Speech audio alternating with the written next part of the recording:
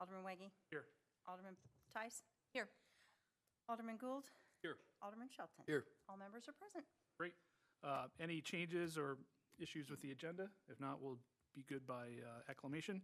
Any citizen comment?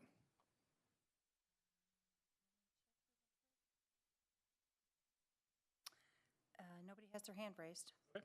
All right, we'll move on. I have no report other than to thank everybody for the special meeting. We had some time-sensitive stuff and didn't work out for last week, so I'm glad we were able to meet. So I appreciate your flexibility on that. Alderwoman Tice? No report. Alderman Gould? No report. Alderman Shelton? No report. Okay. No city administrator report. We're moving in the department reports. Public Works. We gonna do these, Bola? Okay, great.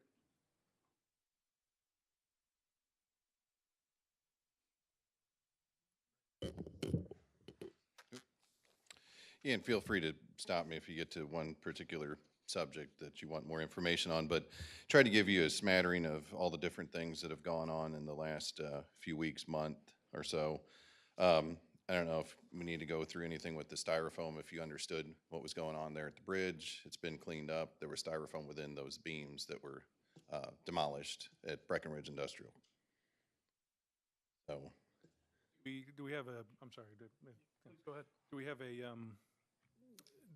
sense for how far down the system, how far down Deer Creek did they clean up or collect a? They're supposed to go as far as they can see the debris. Okay, so there's still, you're still waiting on a report for As a that? matter of fact, Dan, I'm told that there was a meeting yesterday with the contractor, Right. and Navigate found more debris along the creek past River de Pere.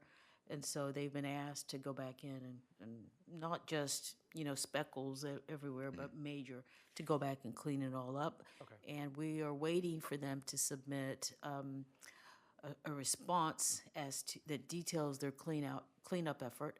And we expect that we will have to submit that to the Missouri Department of Natural Resources. And they're also they've been out to inspect and make sure that the city's contractor is doing what it said it would. So we're still working with them to make sure that's totally cleaned up. Wonderful, thank you. jumping down Strassner Drive lights, I did have a meeting yesterday with Meyer Electric on something unrelated, and I asked them, they said that it probably should be as early as next week. There's actually two issues with Strassner. There's the two lights that were damaged at the berm, like across from Maize and Wheat. Those are the ones that are gonna be replaced that we've been waiting months for. Then there must have been, he said, an electrical surge probably from nearby lightning. There were lights that were out basically from County Blue all the way warped around by Hoffman Brothers.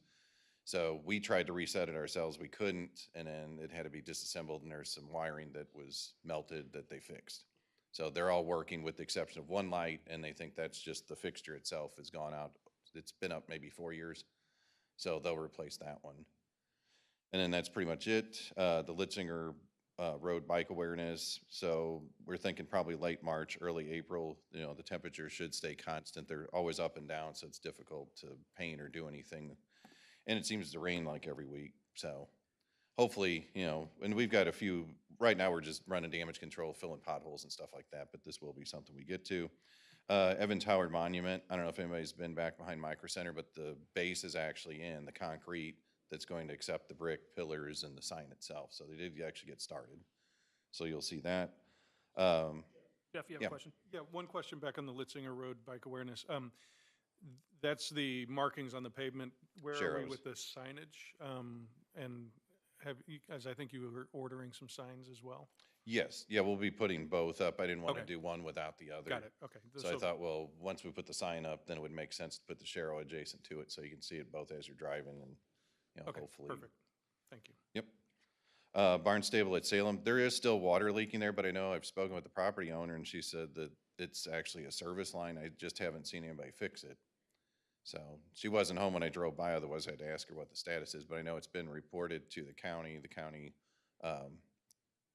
Public Works Department has offered to work with her and Missouri American to get this fixed, but nothing's happened. I saw the front yard's not dug up, so I know as part of this repair, it's supposed to have a meter in the front yard and there's nothing there. So I don't know if there's anything that the committee knows that we don't know, but. I saw the water. I mean, is there anything that Brentwood can do in this? I mean, we're out of it now that we know it's a water problem? Right, yeah, as far as I know, it's a water problem, and I'd like to see, like, once it's fixed, it's like, well, that just totally eliminate it, and then there's no more runoff. That would be great, but I know right now there's runoff. I was out there Monday. It's still there. Mary Kay Court, we'll just have to, update design and product costs. You know, we're still keeping track of that.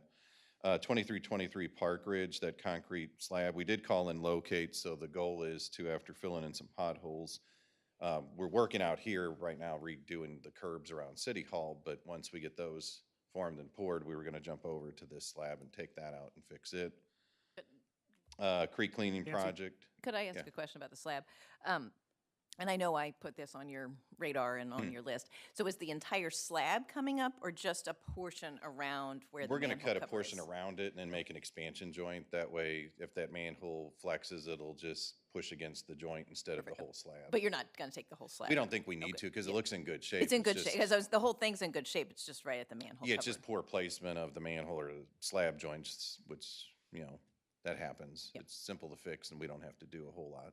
You Perfect, know, okay. It'll be all done in-house. It's pretty minimal for material. Okay, that's great. I just wanted to make sure, there's really no reason to take up that Right, entire yeah, we don't large want slab. to mess so- up parking and traffic. Right. If we can just take just a snippet out of there, maybe 5 foot by 5 foot, and then dowel it back in, we'll do Perfect. that. Yeah, thank you. Yep.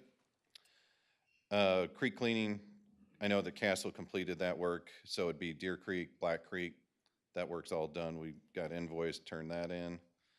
The sanitation truck purchase, staff received all the quotes that we think we need and turned those in to Solid Waste District, and we're working with them to try to get approval so we can get our next step, which would be ordering a truck. Let's see, High School Drive north of Litzinger, the school district actually looked at that curb on the west side of High School north of Litzinger. They agreed that it does impact southbound High School Drive traffic. So what they're going to do is bring that back in, like shift it further west, closer to the school, and they'll do that over spring break, which I don't know if that's next week for them, I think. So it'll only take a couple days to adjust that. And then Strassner Drive crosswalk enhancements. There's a new product that TAPCO has. TAPCO is the one we purchased, like the rapid flash beacons and things like that. This is in particular, it'd be between Memorial Park and the YMCA. The new product is called Vismark, which I included a little presentation. So what it is a solar system that sits on top of the rapid flash beacon. So at nighttime conditions, you can press the button and not only will the rapid flash beacon blink, on top would be a light pointing down to the crosswalk. And then same thing, the advanced warning signals, we would update those signs. So the signs in front of the crosswalk would actually pair up with the rapid flash beacon. So when you press a button, a light would come on there, and then we'll put a stop bar on either side of the crosswalk to hopefully, you know, bring visibility to that, especially at night. So the only thing it'll cost us would be some pavement markings and then the labor, which is ours, to put that up, maybe rental of a lift.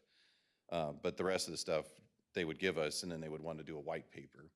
You know, this is supposed to help. It's not even a product you can buy yet. They want to test it here. And if we like it, we get to keep it. And I thought it'd be worth pursuing because it's thousands of dollars worth of things that it'd be neat to try there. And then if it works, you know, maybe try it somewhere else like McKnight or something. You know, there's a lot of crossings here, and I know there's a lot of crossings there. Every And- street will want one, I'm sure. Yeah. Yeah, because they'll have to upgrade the solar collector. It's not a big enough wattage. I think it has to be like go from 20 watt to 36 and then a couple other upgrades, but they'll give us all the equipment, we put it up, and that's it. And then the only other thing I didn't put on here, which I thought about since I had a meeting yesterday, Manchester Road Tunnel, there's IT is working with Meyer Electric, KCI, Navigate. They want to put in conduits through the tunnel area so you don't have to do it in the future and try to bore it or whatever. Right now, the tunnel is poured, but on either side are pavers, and you could put the conduit in, put the pavers on top, and then this would allow them to put Category 6 cable in there. They'll put a camera up on the inside of the tunnel at both ends, and I think Troy said it was a 4-way camera, so it'll look both directions plus side to side. So if there's graffiti or anything going on in there, you'll be able to pair it up with the Avigilon system that the police would be able to look into that tunnel. So I don't know the exact cost yet, otherwise I would have brought it. But it's something that can be done with the contingency funds for Brentwood bound. So I think it's worth pursuing because you'll have it now rather than try to fit it in future. And the pavers are going to be going in probably in the next week or two. So, Yeah, Jeff? Question on the creek cleanup project. I was walking along there yesterday and I noticed there was, like, the banks and everything look really great, and nice and open. I think we've kind of talked about, man, you actually recognize the beauty of what the beauty of the creek can be. But I did notice still some tires and signs and some other debris that are in the creek. And is that because we can't actually affect the creek bottom, or is that? were these in the section that we cleaned, or they, I mean, it could have Maybe, washed down, I guess. it may have been a section that maybe we hadn't. I know we only really focused like Litzinger to Manchester, and then from the Brentwood Sports Complex going west to Millman. Okay, it was in Black Creek, and it very well may, it was very close to the Hanley Park Comfort Center, you know, and down to the bridge, I guess. So, Oh, sure. If you have an answer. Sorry. Had to limit anything that we had to get into the creek to get, but we grabbed everything that we could possibly reach with a bucket in all of those areas. So we would have taken out anything in those areas that would have included a tire because we were able to reach that. okay, So it was likely an area that we did not clean because we took out a number of I'm sure you did, tires. yes. Thank you.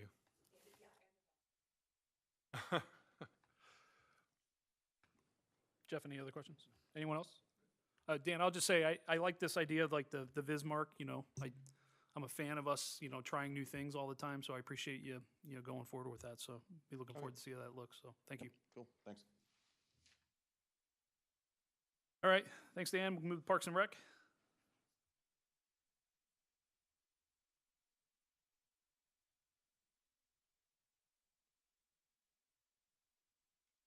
All right, I have a few things, and I added a couple things right before the meeting, so if you haven't refreshed board docs. But the first one is, we'll start with the fun stuff, which is we do have official dates and times for the Brentwood Park week of events. So the first will be the Brentwood Park preview on Thursday night from 6 to 9 p.m. That will be at the Brentwood Park Pavilion. I joke around with Bull that it's going to be tails and black, tails and dresses, full formal. It won't be quite like that, but it'll be a nice event. So we have that planning started that. Friday at 10 a.m. will be the dedication with the ribbon cutting. So we'll do that Friday.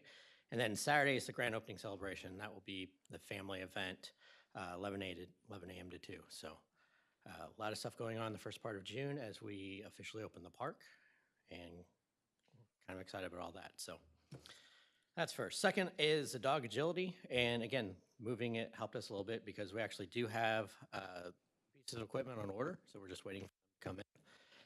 It's a longer dog walk and yeah.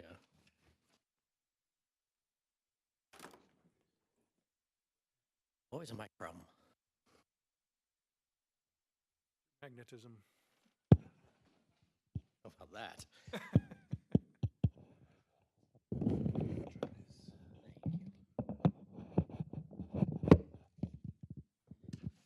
All right. Okay, so that's where we're at with that. The benches at the sand volleyball court and basketball court, my staff reminded me that we actually have gotten our 2 benches in and delivered, so that's good. We're just waiting to pour concrete. So we're gonna put them in the that little area in the middle, the plaza. We decided to kind of change the original location, which was in the garden. The box of woods at the end of the plaza have all died, so talking to our horticulturalist and our park superintendent, we're gonna put the benches back there and kind of make a more of a seating plaza. So that is the plan for that. I did bring up Field 1. I did throw in some nice pictures in board docs of field number 1 last Friday, and that kind of gives you a visual of what our outfield looks like after a heavy rain. So that will be the low spot. That will be the stuff that kind of holds until we're able to fix that in September. I'm just trying to manage expectations of what that field will look like. But the good news is we've had 2 heavy rains, the Friday and the previous week, and Brentwood Park as a whole did not flood. So whether it's fixing the part of the levee that got fixed, along with hopefully the side effects of Brentwood Bound, I'm real excited. It's 2 minor events, but I'm real excited about what the park looks like so far. The creek cleanup as well. So all those 3 things I'm hoping will lead to us having less water in there. Now, as Dan mentioned, it's been raining kind of 2 days a week, which makes it really fun to do field work. But we were able to get the field work on the infield done today. So that got all done. It was leveled, laser leveled. Our staff is hoping it settles a little bit over the weekend, and then we can get a drag mat out there next week and really get we did take a little bit extra dirt and kind of fill some of those low spots in the outfield. We're hoping that helps once you see those pictures, but we'll be fighting the outfield this year. Good news, again, bad, good, hopefully, is we were dry on this Monday after that Friday event. So it drained quickly. So hopefully it will continue to do that, and we'll be able to get through a nice dry spring, and then we can fix it after Brentwood Days. That leads me to Brentwood Days. We had a team meeting today about Brentwood Days, and we talked about things from last year's event that we looked at, want to maybe improve. And those 2 things that really came out of that meeting that I wanted to present today and then have a further discussion at the next Public Works meeting, because they're both pretty big. So the first is the public safety. So the police department is concerned about access into the park. And they're really worried about some particular groups of kids who got in the park last year and were concerned about whether they had guns on them or not. And they'd really like to limit the access to one place. So that means being a little bit more vigilant on that hill where the fence is and making sure we actually don't have the egress would make sure that we have a police officer stationed there. As you come down the hill from Russell into the parking lot, we'd have to kind of close off the trail that heads back to the bathrooms and station a police officer there, and then have almost a queue line to get in the main park. So that is their recommendation. And again, it's a lot to throw at you right now, so we want you guys to kind of think about it and then go. Secondarily, one of the things that came up is kind of the event itself. We've talked about the event a lot. And one of the things that we've noticed over the past few years is that on Saturday, there's a lull in the middle of the day. We get that nice big burst right after the parade for an hour or 2, and then it's dead until 6 o'clock. And so we wondered as a staff is if we compress that a little bit, if we did like the parade at 2, straight in the event, would we hold more people there throughout the rest of the day? So concept to kind of think about, and we'll talk a little bit more in April. A lot to digest in 2 minutes. But we had an update, so I could give it to you tonight and give you guys a little bit to think about. Thanks, Eric. Any questions? Great. Thank you. See you next month. See you next month. All right, planning and development.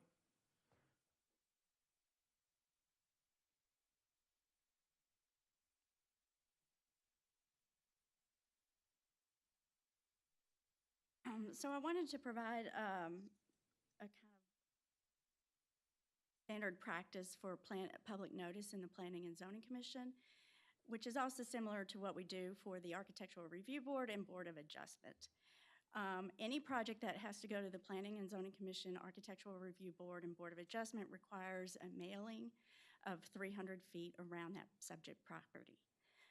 For a text amendment, it does not require specific mailing. However, as a matter of practice, if the text amendment is going to lead to a future project at the Planning and Zoning Commission, I notice that property so that people are aware that this would be coming.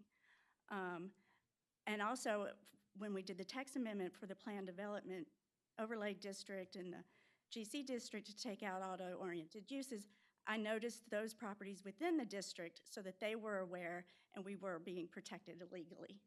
The city attorney has said that our language of a notice in the local newspaper does not match the statutory state law request. So we might be coming in soon for a text amendment at the Planning and Zoning Commission for that minor edit. But if there was discussion or thoughts of we wanted to lower the 300 feet mailing around a subject property, We could do that. They suggest not going lower than the 165 because that is state law that should a rezoning or a text amendment receive a protest petition, I'm sorry, it's 185, then that would require a 2/3 vote by the Board of Aldermen, so that they would need to be noticed. As a matter of practice, most cities do 300, 250 for all of that. So just wanted to get your feedback on the amount of public notice. If you want us to lower it, if you want us to increase it, keep practice as is. Councilman Matty? I don't see why we would lower it. I think if we'd want to notify more people if anything, but I think if we haven't received complaints about not notifying enough people, have we? I have.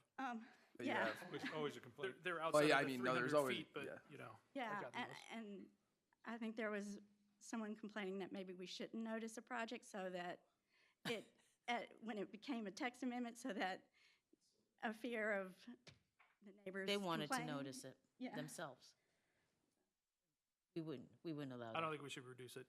The only complaints I've gotten is they were outside of the 300 and they thought they should have been noticed, and I've personally never heard of, like, you sent me too much stuff, so. I mean, in addition to the notice, it isn't, we try to, any text amendment or rezoning, it has to be we put it in the Pulse. It does require, statutory law does require public notice in, like, the county, but most people don't read that, so that's why we all do the notice, mailing of the notice. But there's, we have the public notice on the city's website. Beyond the 300 feet, we kind of rely on you all to notify the public that you feel necessary, or residents talk to their neighbors. So, I'll add that I think the 300 feet is great, and sometimes when there is a project going on, the neighbors will come out, oh, did you know so-and-so's gonna do something to their house? And so people do chat about it, so I think the 300 feet's great, and I would not recommend reducing it, and people do talk. okay. All right, I All think right, we hopefully gave you what you needed there. All right, Suscom, Eric, do we have anything there? Okay, very good. All right, moving to the consent agenda, all we have is the meeting, oh, yeah. I've got a question for Eric on that, if you don't mind. Just as an update, do we know, have we heard back from the Brentwood High School Honor Society? Yes, we did. I've been in contact with Brian. Brian Swearingen? Yes, and they have kind of had some communications with the group. And basically, the next step is for either Brian or the students to come talk to me directly about things they want to do. Brian, I think, is trying to push the kids to do it, to get them more involved. Sure. And it seems like they're more focused on a stream or creek cleanup than doing anything else, which is great. We can do that. Still plenty of other sections we can do, and we can make sure that what Castle's done stays clean. So we're talking either a quarterly or a semester type program where we'll be working with them to get something scheduled. So right now we're just waiting for the students or Brian to get back to me. Okay, wonderful, thank you. Sure. Alderman Weggie, if I may interject. So under sustainability, there are actually 2 items in there. It's an opportunity for you all, if you want to participate. Let Kelly know, and we'll sign you up. Sounds good. Yeah, one is a lunch about solid waste, and the second is a trash bash, but that is not the normal trash bash we do in October. It's it'll be- somewhere else, but Yeah, good to know. right. All right, thank you, Bola. Okay, moving to item 7, the consent agenda. All we have is the meeting minutes. Move approval. Second. Any comments, questions? All those in favor say aye. Aye. Anyone opposed? Great. All right, fun stuff time. Leewin Trail.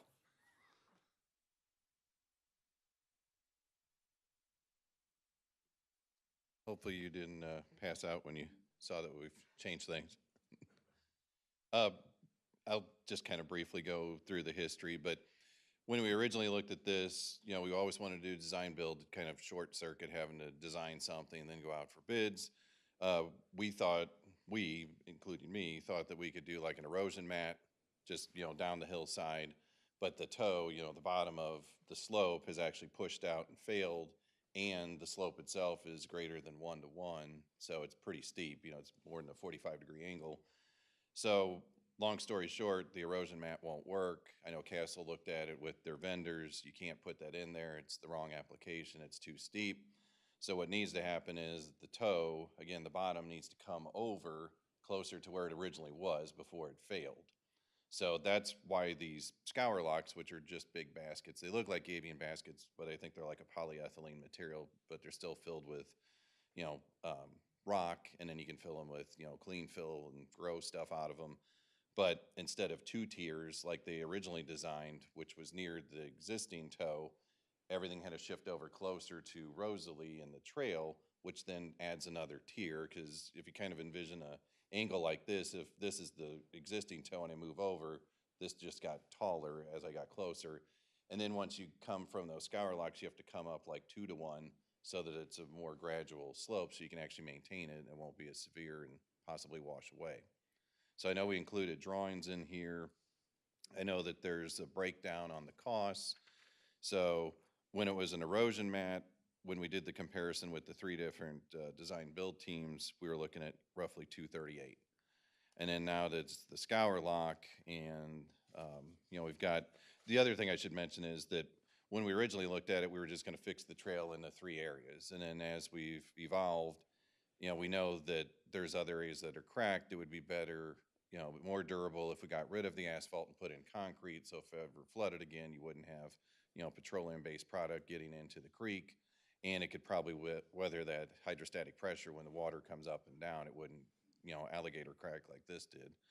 So this would be a greater length of concrete for the curb and trail. Again, some of it would be possibly reimbursed by FEMA and SEMA. I know Eric's been meeting with them, except for the pieces in between the failed segments. You know, that would be 100% our cost. So that's the roughly $96,000, $96,175 was just for the curb and trail. But then I broke down, like, FEMA at most would cover, say, $27,480. The other roughly $69,000 would be our cost, which I would just code somewhere to probably streets, you know, for public works. So you're looking at a construction cost of $541,500. That doesn't include their design fees that they've already racked up doing this. But what we're looking for is, you know, not only is this informational, but we're seeking direction on what to do next. The costs, of course, you know, are pushing, you know, high fives when you add in design plus construction. You know, once it's done, I would hope that that would get us through for, you know, 25, 30-year period before anything else fails. The way I look at it is we've gone years, decades, and nothing's gone wrong. You had the 7-inch rain in July of last year, and then this is what happened. So, you know, this money would need to come from capital fund balance. You know, I'd need to work with the interim finance director to figure out all the ins and outs, but really need to do something here before it fails worse. I know we've taken down the snow fence and put up that crowd control fence to make it a little bit better. But, you know, I know that Castle's here tonight. They can speak to the timing. You know, our window's shrinking because, of course, you're going to get spring rains, and you want to try to do this because this is a little more complicated doing this scour lock because you're going to have to divert the flow of the creek around the area that you're working. So I believe that they'll dam it, put in some flume pipes to kind of direct around the area to dry it out to then be able to build your base course and come up with your tiers. Now, they can answer more of the detailed engineering questions. This was just a stopping point to tell you, here's where we were, here's where we are. We need to move forward and do some improvements. Any questions from anybody?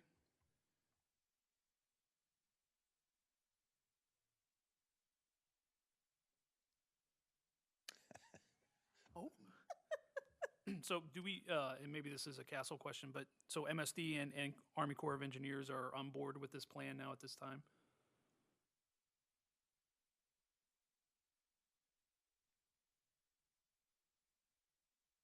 Yes, so we went through the whole process with the Army Corps of Engineers because getting into the creek requires a different level of permitting. So we had to go through that process with them to get their sign off on this. And then MSD also had to go through the process, and they're the ones that actually required us moving the toe back. We had originally designed it to go in, to Dan's point, into the existing area, and they asked for us to move it back. some to ensure that we didn't increase the overall surface area that we were going to have in the creek. So both entities have signed off on the plan. Okay, that's great. One other thing from a timing standpoint that Dan didn't mention is we are closing in on the window when we can do the tree clearing without an additional permit for the bats.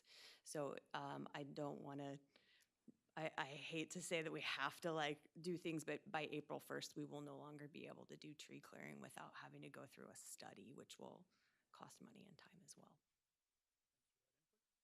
And then Bola, are we, so when we originally started this, and I do think we did the right thing by moving as fast as we could, getting an engineering firm on to iterate on this. I know you've iterated many times on all the different requirements. Are we still good from a, procurement standpoint, with the scope increasing, that we can still continue with Castle without having to put it out for RFP? We can still continue with the Castle, however, we now need to, because of the short time frame, have you all make a decision tonight, then the Board of Aldermen on Monday, and notice to proceed on Tuesday. Yes, we don't have to go out for an additional RFP, no. That's all I have. Any questions, Ray?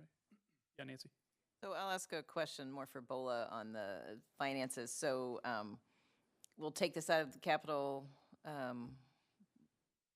reserves and then. So that's why Eric just decided to step up. Okay. So can you talk us through what that It's a does to the combination of reserves? And things. then what does that do for, how are we going to replenish the reserves, and what's that do for future projects in our capital budget? So let me go back to the reason I really came up instead of what Bola just said. As the one thing, as far as Monday goes, it'd be nice if we could put something as a resolution for FEMA. That's the, oh. Yeah, FEMA just wants to make sure that we do everything properly through our proper channels. So I just want to make sure if we're For increasing. this item? Yeah. Yes, that's the intent. Perfect. And then as far as the capital, there is, I think we mentioned this before, where we've talked about capital as we looked at it a different way when Gina was the finance director. And the idea was that you're trying to build the capital reserve as a percentage of the amount of capital you had within the city. So that way, when the fire truck came up, we could cash fund it instead of having to lease it. For whatever reason, that did not happen after Gina left. We have kind of looked at that, and this budget year, we're going to be trying to get back to that. So I say Building money for the replacement of those items. and making sure we know exactly what we should have in that balance. I'll say we have a healthy fund balance in the capital fund right now. It will be quickly depleted if we continue to cash fund everything without replenishing.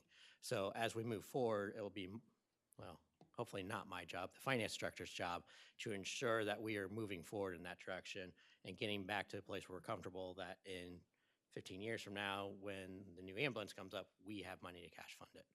But to your specific question, so the percentage that FEMA will cover of expenses like this, Eric said it was 75%, and then SEMA 10%, and then the city, the balance.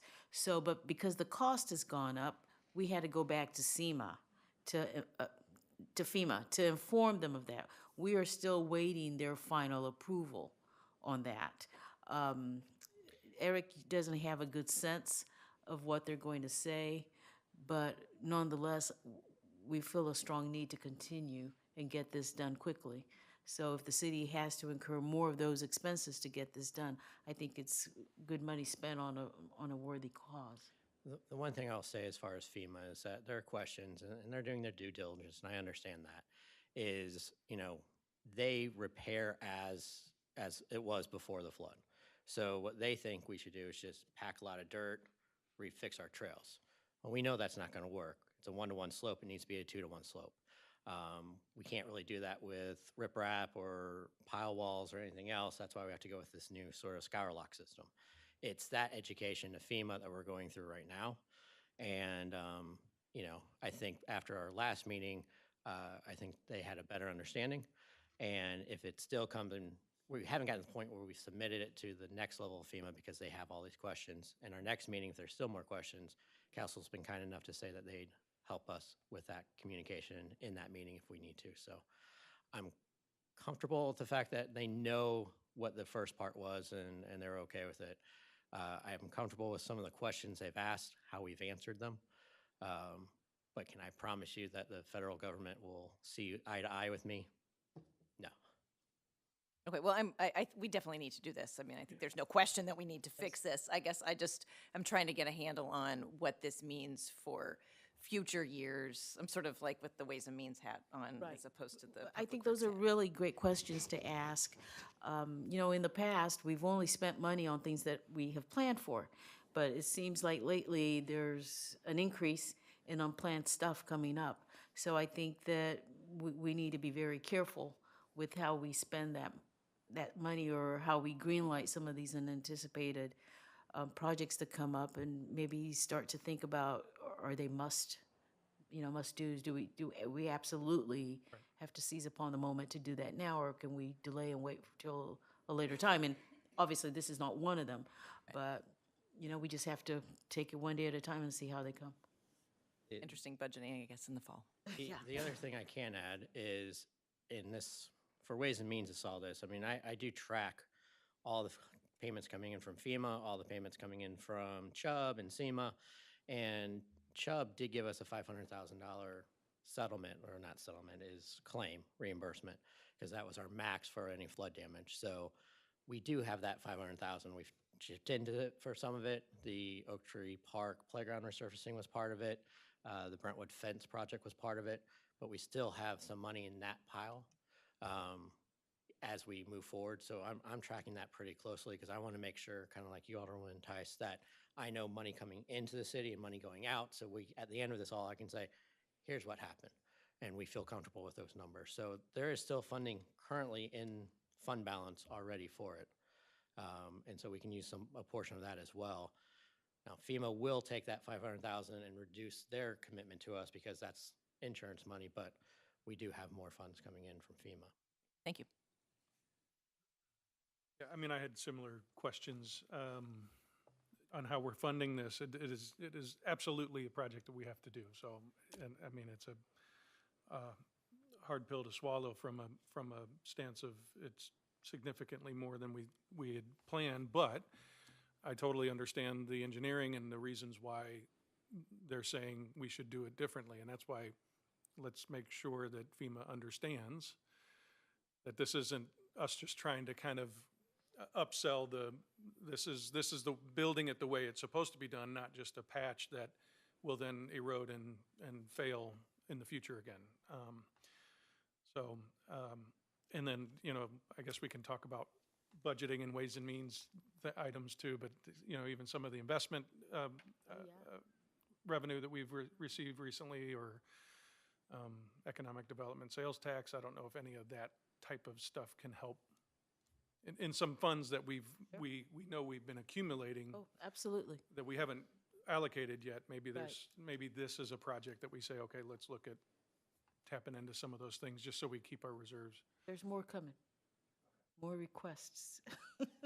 And then I had a side conversation before the meeting, because just for the public awareness, if anybody's paying attention to this, there is the failure area for Leewin Trail area. Do we want to speak to rationale for why maybe we wouldn't address that? So we've talked at length with the staff about that particular failure, and because of how sheer that failure is, it would require us to get into the creek extensively, which would require us to complete a flood study, which takes on average 4 to 6 months and costs about $40,000. And so our recommendation would be that you would wait until you have the opportunity to do a much larger project, because other than that, you will be band-aiding one area that's going to create a downstream impact, and you're going to spend a lot of money and time on doing a study that's really only going to address that one area. So we would highly recommend that a larger study would be done, because you have a lot of these slopes along that area that are above that factor of safety, which would be the 2-to-1 slope that would be ideal. And so anywhere where you have that one-to-one slope is just at a higher probability for failure. And so again, our recommendation would just be that we try to put in place repairs that are going to have longevity and that are going to be a good use of dollars rather than doing something like that where it would require a pretty extreme geotechnical solution in order to repair that section, that small section of trail at a pretty high cost. Eric, as far as path safety and all of that, there is just a little chunk in that area that seems to have failed. Yeah. But, you know, are we looking at maybe We have a staff. railing or something that can? We have staff looking at different options for things like Okay. that. The one thing I'll add that Christine mentioned is that we did ask for a rough order of magnitude cost so that we could give it to FEMA. Right. And that cost us $900,000. If I had trouble with FEMA with the double, you can understand what they're doing with that. So last Friday, we did meet on site again with FEMA to discuss that specific area. One of the things that they want to do is bring out their estimator. They do have an estimating arm of FEMA that can look at things like that. They do understand the sheerness of the drop-off, and they understand what's basically there's nothing underneath it. So that will be interesting, an interesting conversation. That's another reason why areas 1 through 3 are being delayed a little bit because it's all part of one project. So it's this trail is going to take a little bit of time and have a little bit of fun conversation with FEMA with.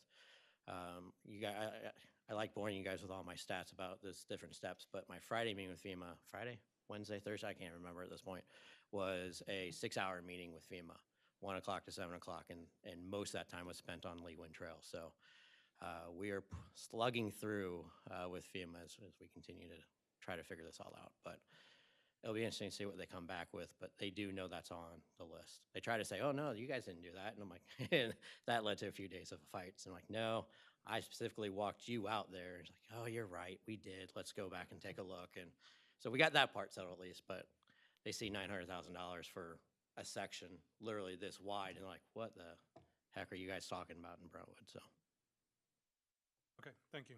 you're welcome. Jack, any questions?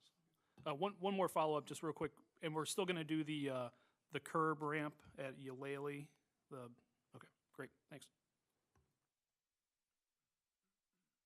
So I think we need a motion or something, right? Oh, I guess we do, yeah.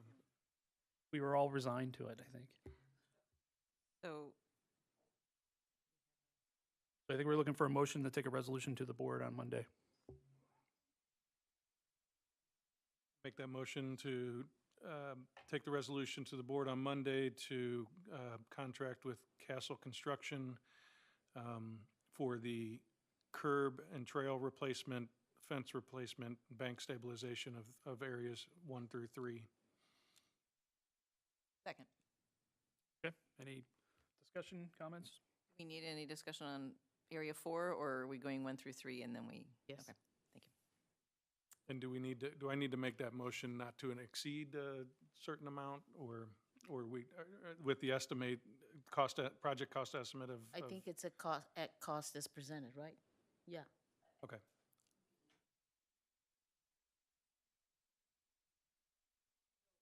Our estimate is included in the cost. We do have the engineering fees that we've presented to Dan and Eric as well, so I don't know if you want that to be included. And we would also suggest just that the city keep some contingency money should there be something else that comes up with an unforeseen condition, but we've included basically taking everything back. So we don't anticipate that being anything that we would come into, but in case there is a utility or something that was unmarked, that would be the only thing that we would suggest that the city maybe hold that.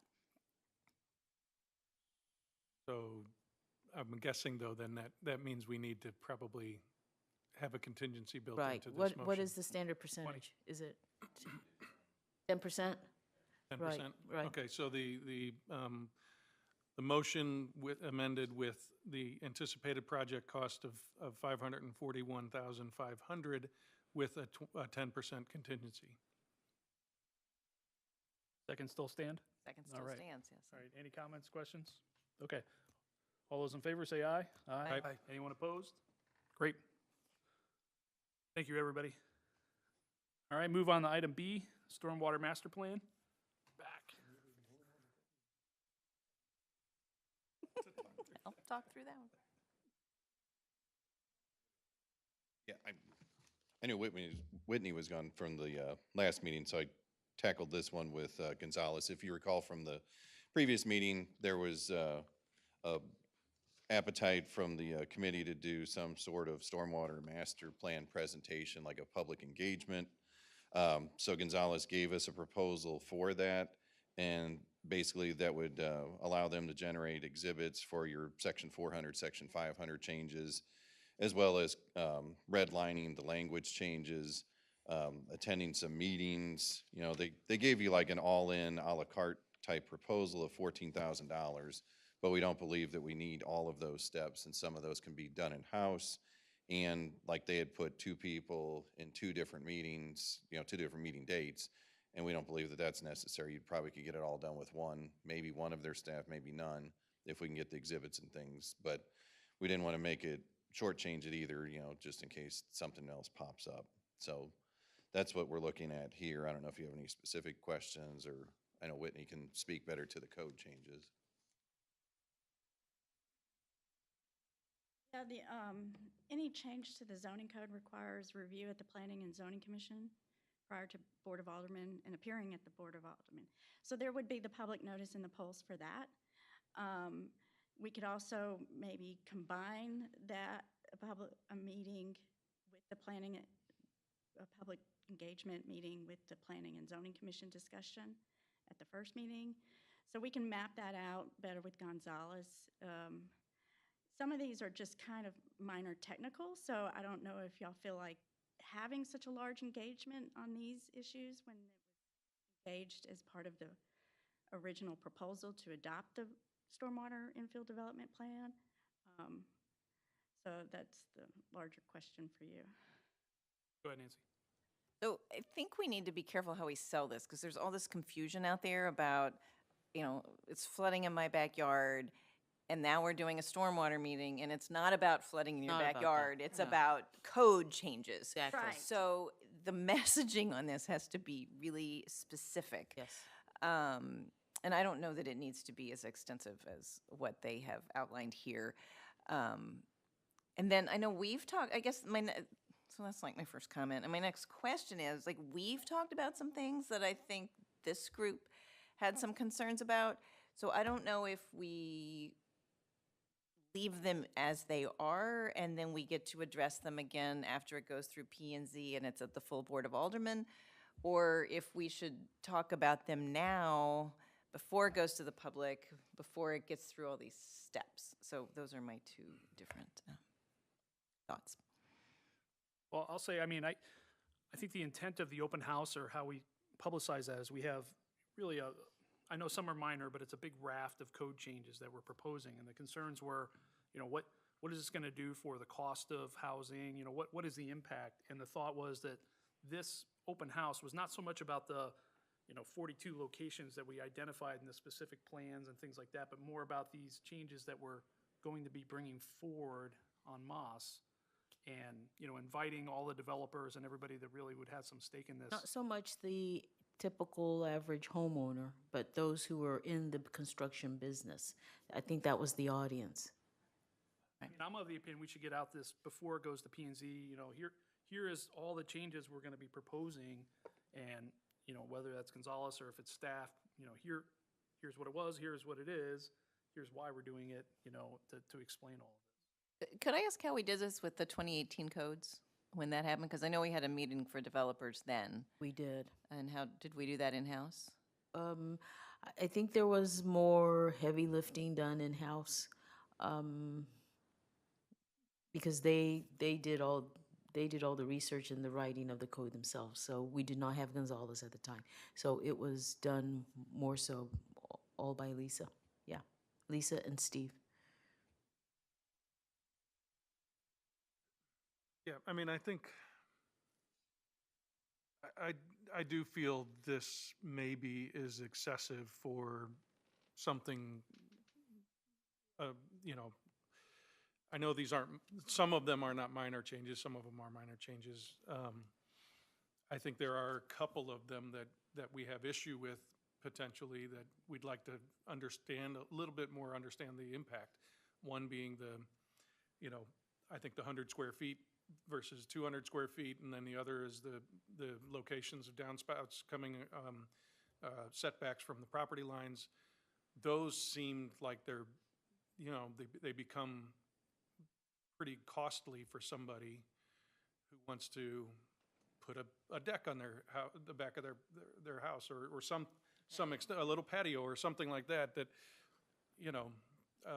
just seems to start to increase the cost of unnecessarily. And I don't know that we need to spend $14,000 on community engagement to get an audience like. Which is why like I asked that. staff to take a look at this and pare it down. Right. I thought 14,000 was excessive. Right, it just feels very excessive, so Yes. I don't know where we should go from here, and. I wanted staff to bring a recommendation tonight to identify what they were recommending that we would eliminate. So can you all talk about that?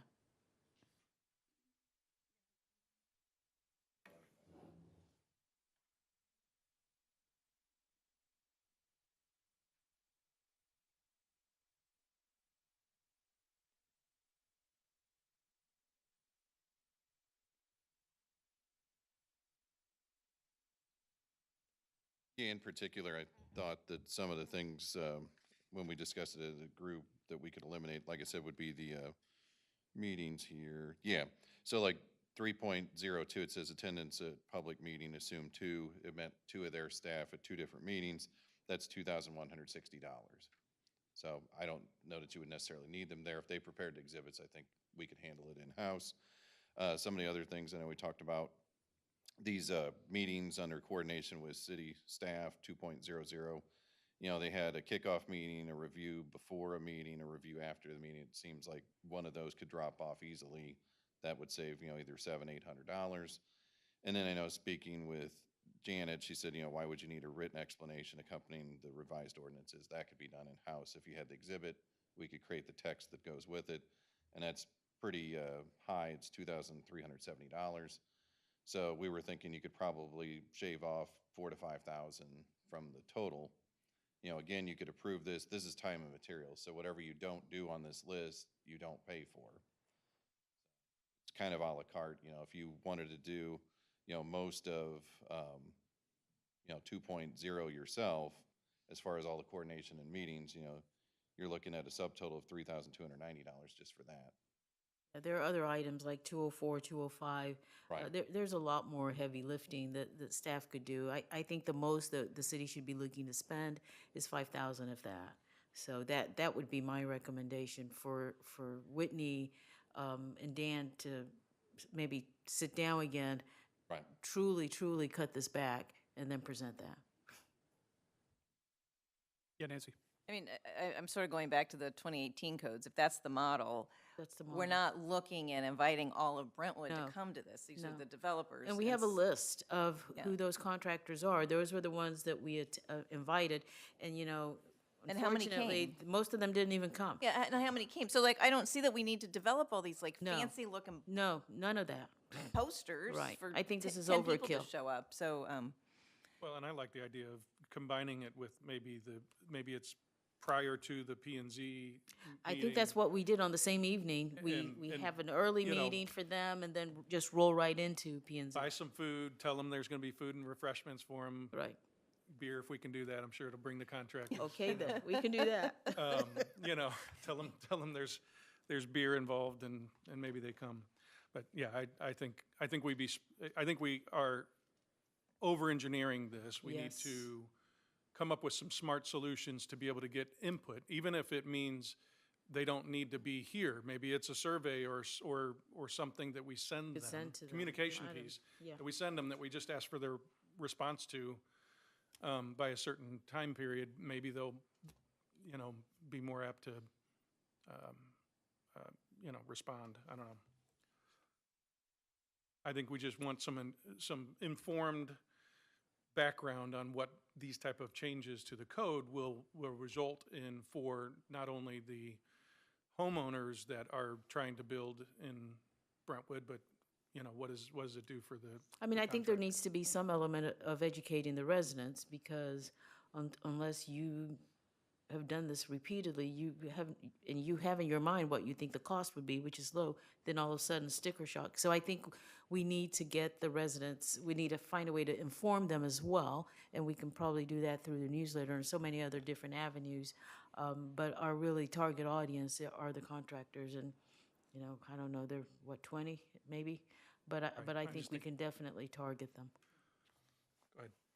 Well, I'm going to sort of follow up on what Jeff said and what I started at the beginning. Like, I think there are issues that the four of us have that we're bringing from our residents. And so are we going to get answers to, you know, I want to put a 200 square foot patio on, and now the rule is a patio doesn't have to go to ARB, so that doesn't require stormwater. And now we're saying 100, if you want to do a 100 square foot patio, now it has to have a stormwater plan. So how much does a stormwater plan cost, and what's the impact on the residents? And then the sump pumps discharge into a vegetative filter strip. So, like, it's a vegetative filter strip. I have my downspouts going in the middle of my yard. I don't know if grass is a vegetative filter strip, but like it works fine. It like goes in my grass. It doesn't run off. But now would I have to do something different as a homeowner, and what's the cost of that? So I think if we could get some understanding of what those examples might be, for us to talk to residents about what this actually means to them. And I don't know at what stage, if that's before we have these meetings with the I contractors. think it's good to know, because you all talked about that. I think you did express some concern, and he said, yes, that would be at a cost significant from what you're paying now. So if you all want to talk about that further, we should probably work with them to put together some sort of schedule so that we have a good idea, you all have a good idea, what the cost implication of that would be before we start doing this public engagement part. Well, and that's why I recommended, you know, like some fictitious examples, right? What's a relatively small project that fits within this, a medium project, big project, and then what are the cost implications of what those folks that are involved in that might incur?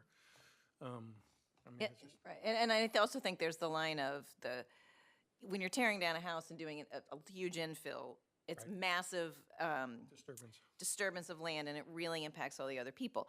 A small patio can do the exact same thing, but then it's such a different scale of project that if you're pouring I don't even know how much a patio costs, say it's $1,000, and you have to spend like $1,000 or more just to study it and pay the $500 to the city, then it's cost prohibitive to add a patio on your house. So I feel like there's a different scale, and we need to figure out what makes sense we need to protect our residents, clearly, with these huge things, but then also what makes sense for the current homeowners. Sounds like we need to bring Tony back, but we need to talk a little bit more internally before we do that. Okay? Okay. All right, we'll move into item 9, new business, street sweeper repairs. Can't bring you any good news. This has been a zero batting average. The street sweeper, we're using it like we always do. It experienced some sort of electrical malfunction where the hopper and this is a regenerative air. So you've got a motor in the front that's in the chassis or cab part that powers the chassis and moves the truck. In the back, it has an air suction system, has its own separate power supply through a motor. That's the part that failed. We drove it to Key Equipment. They looked at it. They said they can't even begin repairing it because they don't make that harness. You know, there's a lot of things that aren't made on this thing anymore. It's a 2006. So you're not going to put a whole bunch of money in something that's, you know, better part of 17 years old. Plus, they can't even find the parts for it. He said, you know, if I were to guess, he's like, for you to get a new hopper, new motor, new everything on the back, on the chassis, somewhere between 75 and 100,000. It's like, that's not feasible for something that old with that many hours. So, you know, some of the ideas that I came up with, some of the options we might consider would be purchase a new sweeper, but that cost range is typically 200 to 250,000. It's not in the 23 budget book. They do have used ones. I know Key gets them. Some are demos that have never really been used except in controlled environments where they show it to prospective buyers. Some were just taken to trade shows and not really used much, just for display. So some of those, if you got one a few years old, anywhere from like 125 to 175,000. Since we're not able to sweep except for spot areas, we actually have a broom that goes on a little skid steer, our Bobcat. So I know somebody asked us to pick up sweet gumballs. I think it was on either Pine or one of those streets. So we can specifically go out there. It's got a bucket. It sweeps up the gumballs. We dump it in a truck, and we can do a little spot sweeping. The bigger truck that we would need to either rent or buy would be for the long, runs like we did after the flood. We did Russell, we did Manderley, we did the side streets. We were able to use this or something like it. Again, there's mechanical brooms that don't have all this regenerative air. It's like those are a little simpler to operate. We did actually go, City of St. Louis had like a morning demonstration from Schwartz, which is a vendor of these particular sweepers. We looked at theirs. They said some of the products that they have, you could actually lease them or rent them, and then it would come off the purchase price if you liked it. So if you rented it for a month or two, you liked it, then you could buy it, and it would come off that rental fee. Some of the other things I looked at, would we want to issue an RFP to outsource it to a private firm? I know some cities actually do that, like DePere actually sends out their street sweeping RFP. I don't know how often it is, but I know that that's what they do.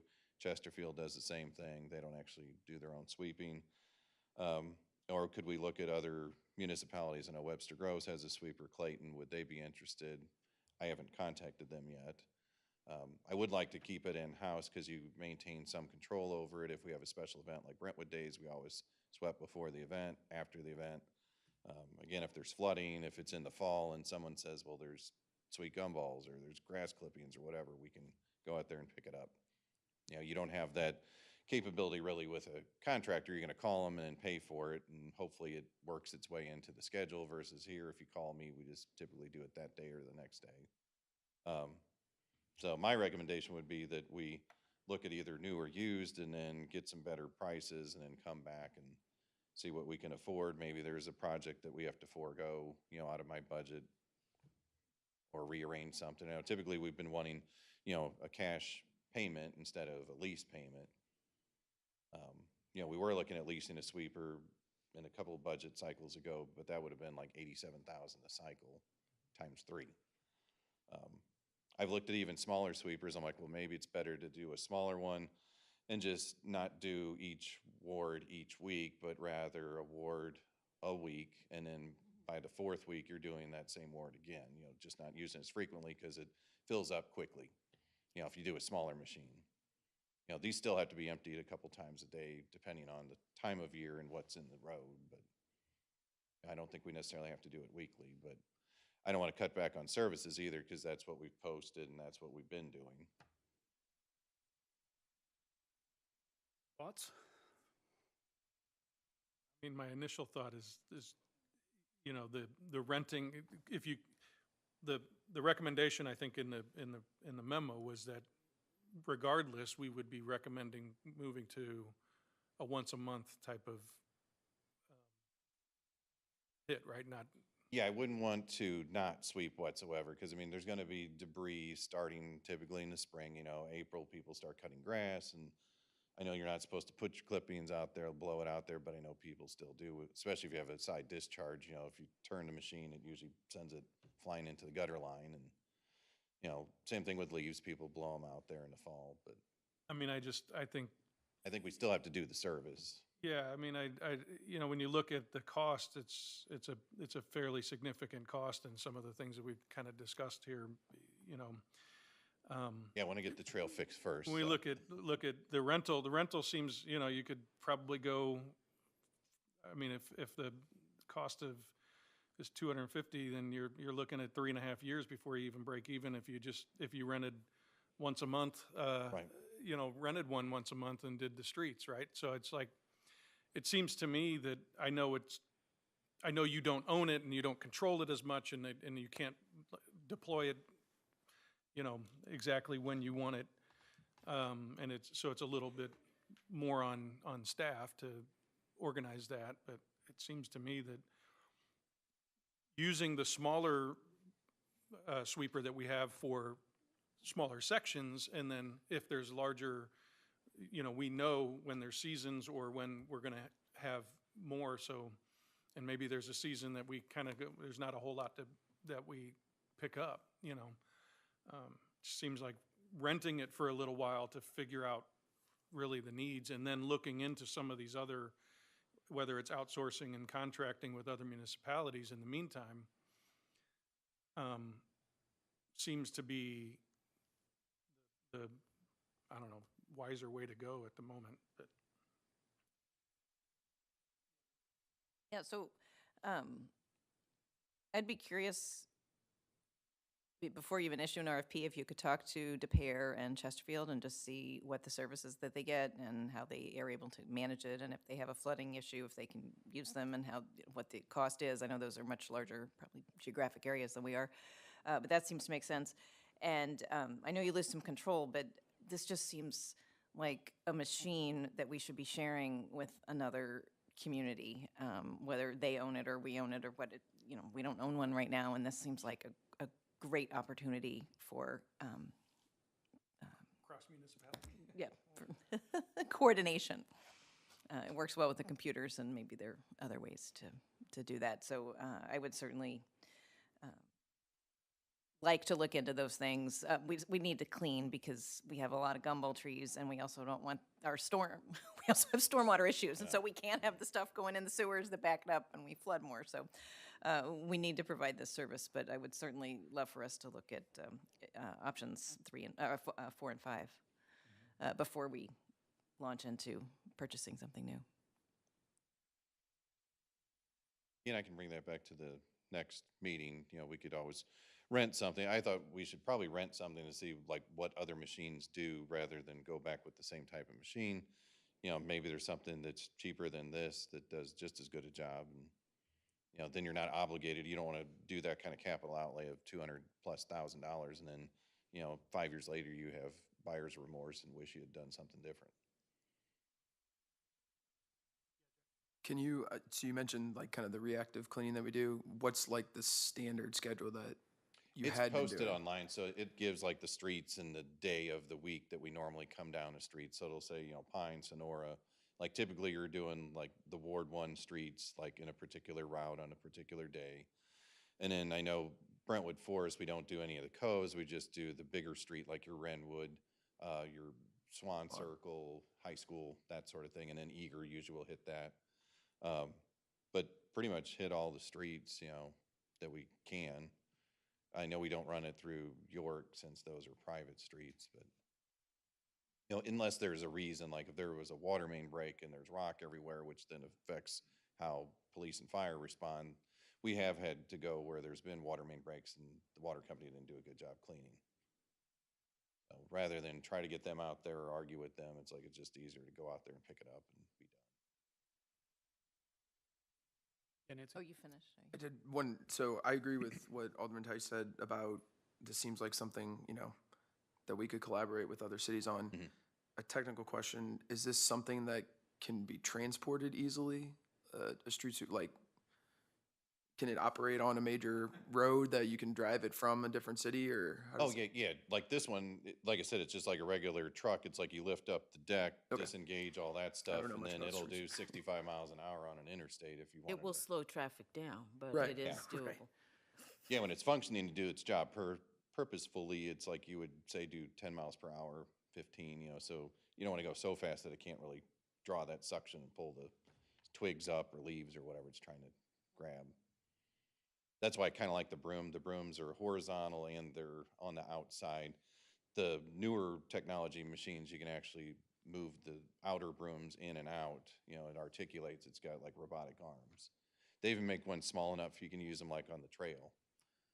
So like all this new trail stuff, it's light enough it won't damage the concrete. It's big enough, and it even had like a vacuum in the back, like a removable wand that you could pick up debris.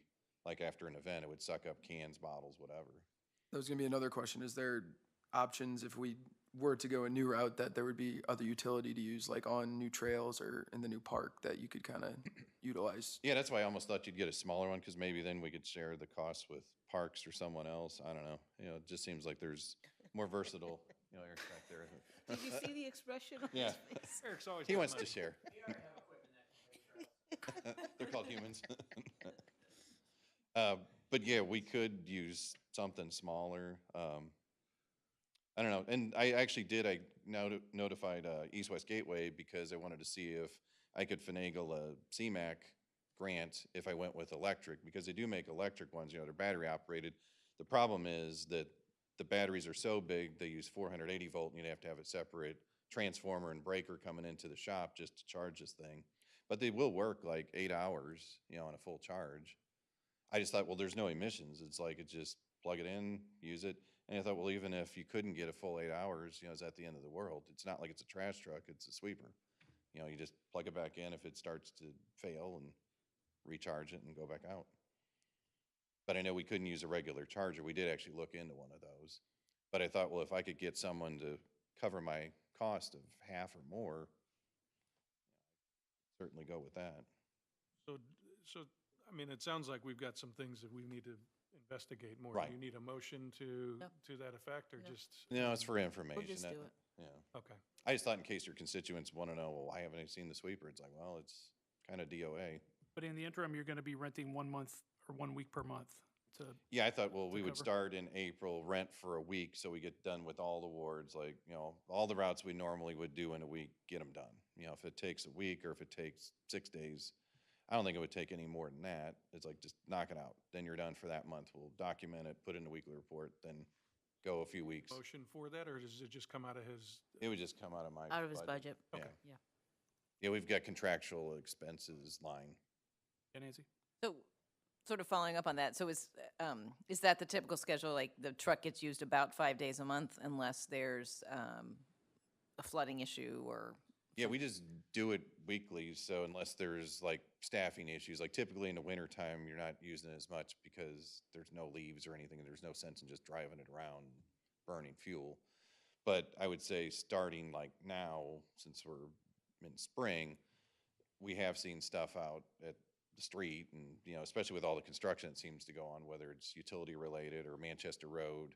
You know, there was tracking of debris from the Manchester corridor, not from necessarily construction, but just people driving through and then going somewhere else, and then there's dust, there's rock, you know. So we just want to make sure that we don't, best management practice is to do it at least 2 to 3 times a year. You know, we're the exception, we do it way more frequently, and I think it shows. I mean, you don't see like a bunch of stuff laying around. You know, there's typically no food wrappers and bottles and cans laying around here. If there is, it's picked up weekly.